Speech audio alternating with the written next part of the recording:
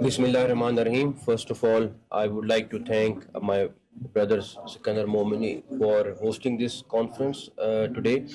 Also, it was great pleasure to meet the Iraqi Interior Minister here in Tehran.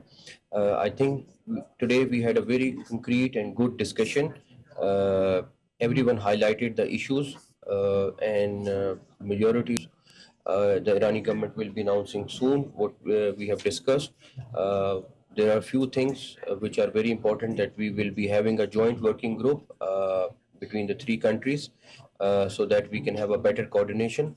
But the most important thing is, which we all should acknowledge, that this is one of the biggest gathering. There are several million people who comes to go to Iraq, and this is, I think, a big credit to the Iraqi Interior Ministry that they host without any flaw, and every year is getting much and much better. So I'm very thankful to the Iraqi government also, and once again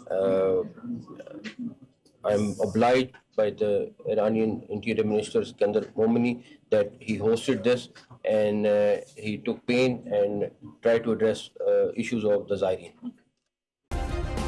subscribe करें और bell दबाएं ताकि कोई खबर रह न जाए।